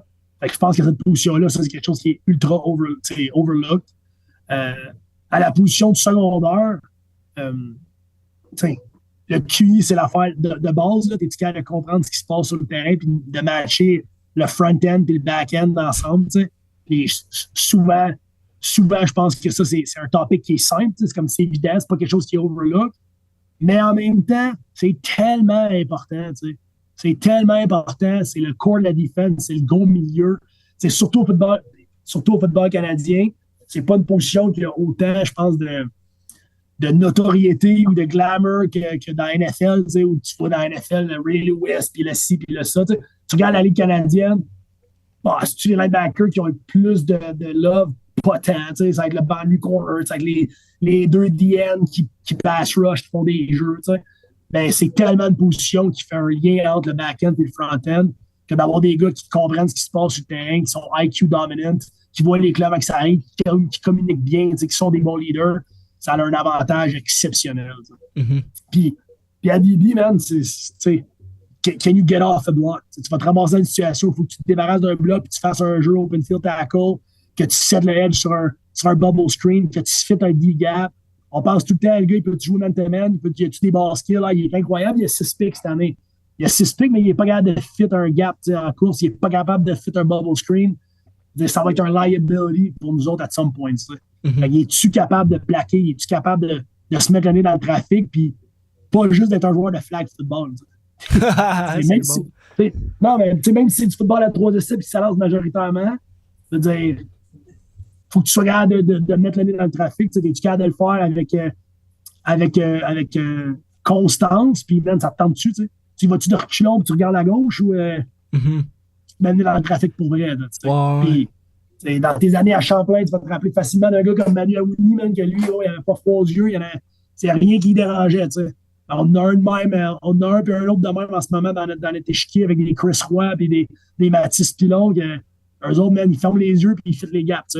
Ben, quand tu as ces gars-là, ça fait une différence sur les jeux explosifs au sol, parce que tu vas peut-être donner 4-5, mais le jeu va se finir. Mm-hmm. Versus quand tu n'as pas ce gars-là qui se met dans le trafic, ben, 4-5 peut facilement donner 25 puis 30, puis peut-être même 82. Puis là, ben, quand ça arrive, ben, comme coach, tu te dis, ouais, c'est cool le flag football, les boys, puis le 7-on-7, mais comme, tu sais, faut finir les jeux de temps en temps. Là, mm-hmm. Je pense que c'est peut-être une caractéristique qui, encore une fois, sans dire qu'il overlook, parce que c'est un des fondamentaux que je mentionnais earlier. Je pense que ça reste peut-être pas la première caractéristique que tu regardes sur un DB qui est pourtant tellement importante. Mm-hmm. J'avoue qu'on parlait de stand-out, un DB physique, genre qui brasse le monde, là, comme ça, tu le remarques tout de suite, tu le remarques. Ben oui. Aussi niaiseux que tu joues catch technique, man, ou press à la ligne de mêlée, puis les gars sortent pas de la ligne, tout le monde est comme wow, c'est incroyable, puis tout le monde, c'est un stand-out pour tout le monde. Mm-hmm. Cette physicalité-là, on est capable de la voir quand c'est le temps de mettre la ligne dans le trafic. Ouais, c'est ça. Quand la balle avance, puis là, c'est Martel Joseph ou Dembélé ou Angel Vital ou Jerry Momo qu'il faut que tu frappes, là. Tu fermes-tu tes yeux ou tu y vas? Ouais, c'est ça, exact. Ça que tu fais, là, exact. Je trouve que ça, c'est une caractéristique qui est vraiment importante. Mm-hmm. Ben, j'ai envie de revenir sur le linebacker. Honnêtement, là, ça m'avait marqué toutes les choses qu'un linebacker devait penser, voir, genre pre-snap, puis même pendant le jeu. Comme. Moi, honnêtement, j'étais impressionné, puis je peux vraiment comprendre pourquoi que t'as pas le choix quand t'es un linebacker de juste comprendre ce qui se passe autour de toi, puis bien savoir communiquer. Comme. Souvent, t'es le core de la défensive, là, veux pas, là. Honnêtement, c'était vraiment impressionnant. Puis je pense que c'est qu'est-ce qui make or break souvent avec les joueurs. Tu sors du secondaire, t'arrives au cégep, puis là, tu remarques que c'est un autre game de jouer backer, puis si tu suis pas à la game, oublie ça, là. T'es comme... 100%. Tu perds tout, là. C'est... Lors des commentaires défensifs, c'est quoi tes premiers points de départ? Tu sais, quand tu te prépares pour un match chaque semaine, tantôt tu parlais que, tu sais, ben, il y a aussi le fait de jouer, le 4 équipes, 5 équipes l'année prochaine, mais tu joues pas beaucoup d'équipes. Vous jouez 2 fois, t'as pas le choix de te réinventer, t'as pas le choix de pousser le plus possible tes schemes, qu'est-ce que tu as envie de faire. C'est quoi que tu te prépares? Comment tu te prépares à chaque semaine? Si les joueurs te regardent, les stats, les situations, les jeux, c'est comment qu'un DC se prépare chaque semaine? Tu sais, les stats, mettons, sur usports.ca ou sur le site de la RSEQ, là, je te dis bien honnêtement, je pense que j'ai jamais regardé ça en 10 ans de coaching. C'est complètement irrelevant. Ouais, OK. Complètement. Moi, ce que je veux savoir, c'est, c'est quoi les personnels que tu utilises? Par personnel, c'est quoi les formations que tu utilises? Puis ça, c'est la base. Est-ce qu'on est capable de s'aligner bien contre chaque formation? Est-ce qu'on est capable de matcher le personnel? Si on match le personnel de personnel 11 ou personnel 12 de l'équipe, donc on est capable de rester en écho toute la journée, ben, c'est great for us, man. On est capable de fitter les gars, on est good. Mais si on perd ces match-ups-là, ben, comment on va gérer le personnel? Puis après ça, comme je te dis, les formations par personnel. Parce qu'on est capable de s'aligner contre chacune des formations, comme du monde, puis de ne pas donner de easy access stuff. Tu sais. Une fois que ça c'est fait, ben, down and distance, évidemment, les tendances de down and distance. Après ça, on va regarder par field zones. Avec backed up, ils ont une tendance. Red zone, green zone, red zone, goal line, ils ont des tendances. Moi, je divise vraiment ça en 5 sections. Là, le milieu du terrain, c'est open field pour moi. Là, mais à partir du moment où tu tombes green zone, red zone, goal line, c'est 3 sets de calls différents. Le backed up, c'est un autre set de calls différent. Fait que ça, c'est des trucs qu'on regarde. Puis après ça, la dernière fois que je regarde, évidemment, les concepts de passe puis les jeux au sol qui sont les plus déterminants, là, ça, je pense que ça va sans dire. Mais la dernière chose qu'on regarde fortement, c'est les match-ups sur le terrain. T'sais. Est-ce qu'il y a un joueur qu'on peut attaquer? Est-ce qu'il y a un joueur qu'on doit absolument défendre? OK, fait y a-tu, genre, je pense à 2023 à Champlain, Saint-Jean avait Nathan qui brûlait à la Ligue. Ben, on ne jouera pas Nathan comme on joue n'importe qui d'autre. On va avoir un plan pour Nathan, tu comprends? On arrive universitaire, on joue des bons receveurs comme des Olivier Cool, des Hassan Dosso, des Enrique à Montréal, ou les équipes qui jouent contre nous, qui jouent Darius Simmons, tu sais. Ben là, Will Marchand à Sherbrooke en 2024, bon, c'est quoi le plan pour eux autres? T'sais? Comment qu'on joue ces gars-là? Comment qu'on enlève ces gars-là de l'équation? T'sais? Comment qu'on se protège contre ces gars-là? Fait que moi, c'est vraiment les choses que je vais regarder. Personnel formation pour savoir si on est capable de s'aligner et de matcher ça comme du monde. T'sais. Alignment, c'est la première clé. Après ça, ben, les schémas par field zone, il y a tous des trucs qu'on voit qu'on est capable de prendre un avantage dessus qu'il faut absolument défendre. T'sais. Fait que ça va être assignment. T'sais. Puis après ça, ben, y a-tu un joueur qu'il faut qu'on enlève? Y a-tu un match-up qu'on n'aime pas? Y a-tu un match-up qu'on aime? T'sais? Puis s'il y a un match-up qu'on aime, ben, let's try to abuse it. S'il y a un match-up qu'on n'aime pas, ben, assurons-nous que c'est pas avec ce gars-là qui nous bat. S'il ne nous bat pas avec lui, ben, il va falloir qu'il nous batte avec autre chose, on va avoir fait notre job. Mm-hmm. Puis je pense que globalement, pour moi, c'est les choses que je regarde le plus. Puis comme, c'est ça. Je pense que globalement, on a eu des très bons looks de ça. On a fait des bonnes jobs par moment. Puis c'est là-dessus qu'on continue à bâtir et qui est vraiment important pour moi dans le jeu à chaque semaine. Mm-hmm. Intéressant. Très... je ne m'attendais pas à ça. C'est... encore une fois, la job de coach de football, c'est quelque chose, man. Je m'attendais... Sérieusement, c'est... C'est un vrai job. Ouais, exact. 100%. 100%. Ouais. Je suis tombé en finissant sur une étude de Harvard Sports Analysis qui analysait les saisons de 2002 à 2013. Puis, ils ont analysé... En fait, ils ont trouvé que si une équipe qui créait juste un turnover contre l'adversaire, ben, il y avait 69% plus de chances de gagner le match. Puis si, mettons, il y avait un différentiel de plus 2, ben là, ça montait à 80%, puis plus 3, 91%. Tantôt, tu me disais, est-ce qu'on est capable d'aller créer des turnovers? Ça fait la différence d'avoir l'équipe qui fait les turnovers, qui crée les turnovers, c'est l'équipe qui a le plus de chances de gagner le match.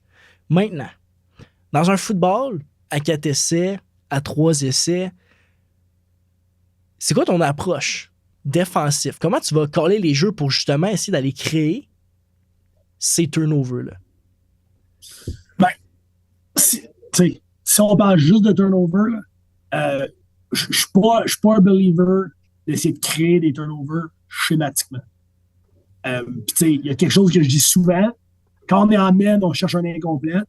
Quand on est en zone, on cherche à faire un jeu sur la barre.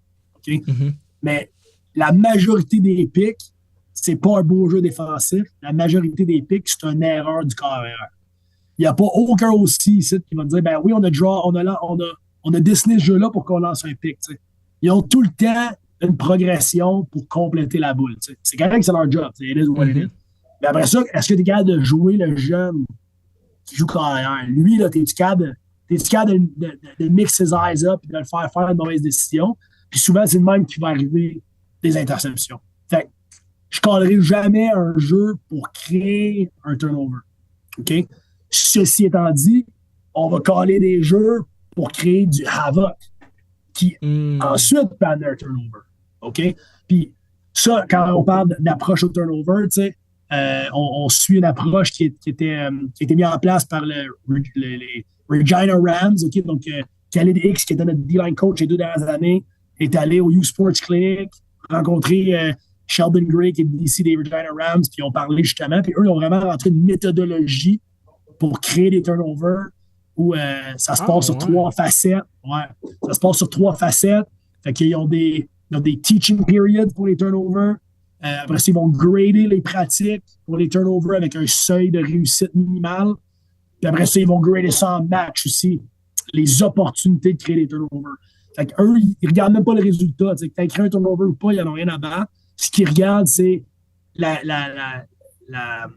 l'utilisation de techniques pour essayer de créer un turnover. Okay? Fait que c'est quelque chose qu'on a rentré ici.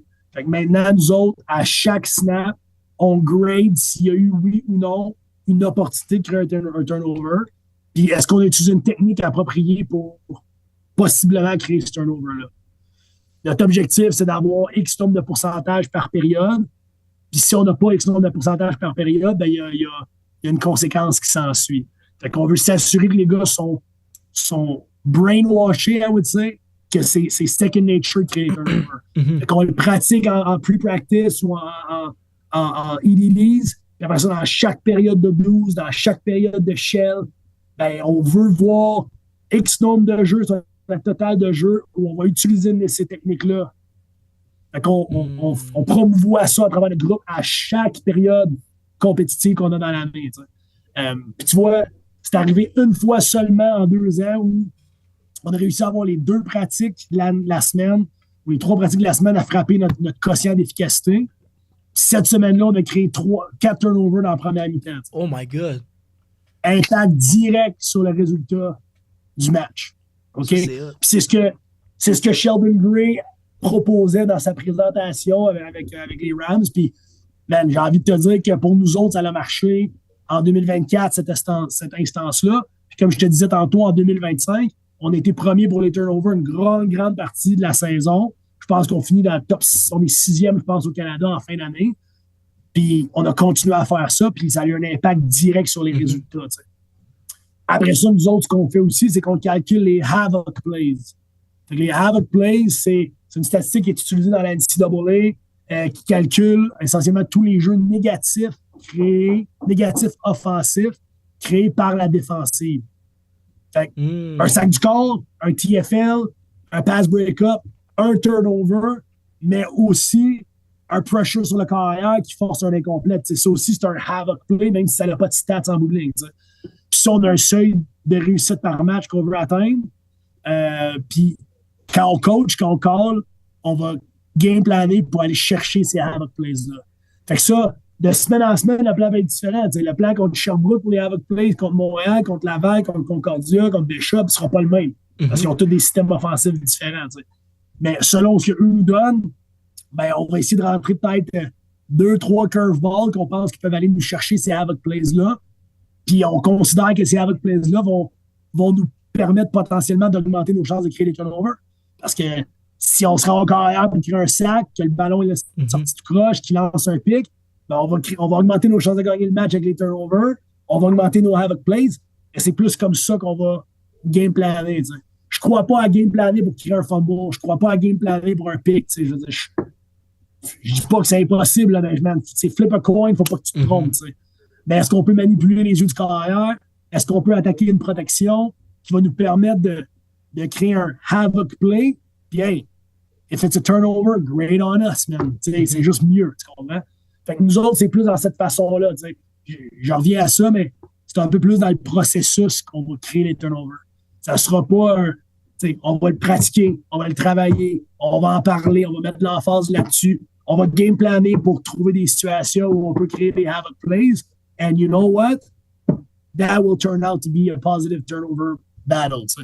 C'est comme ça qu'on voit ça. Puis là, ben, c'est tout beau sur papier quand je te l'explique de même. La réalité, c'est qu'il faut encore que tu gagnes tes 1 contre 1, il faut que tu aies le talent pour le faire. Il y a bien d'autres facteurs qui rentrent en ligne de compte, mais c'est la méthodologie qu'on a décidé d'adopter quand je suis arrivé en 2024, qu'on garde depuis ce temps-là. Puis, comme je te dis, forcé d'admettre que, hey, on a doublé notre sack total en 1 an, puis on a tombé, comme je te dis, first et turnover pour la grande majorité de la saison, pour finir la 6e, je pense, comme je te dis, au Canada. Ben, man, la méthodologie fonctionne. Est-ce que c'est parfait? Non. Mais pour une équipe avec 24 recrues par match, on s'en va dans la bonne direction. Exact. J'aime ça, c'est de rendre conscient, les gars, de la création de turnover. Ouais. Ben, man, c'est drôle, tu sais. Je t'ai dit, j'ai 2 enfants maintenant, tu sais, puis je fais la même chose avec ma fille, tu sais. La rendre consciente de prendre les bonnes décisions dans ce qu'elle mange, de prendre les bonnes décisions quand c'est le temps d'aller faire dodo pour faire ses devoirs. Je veux dire, coacher, c'est ça. C'est essayer d'ouvrir l'horizon de nos joueurs à différentes possibilités.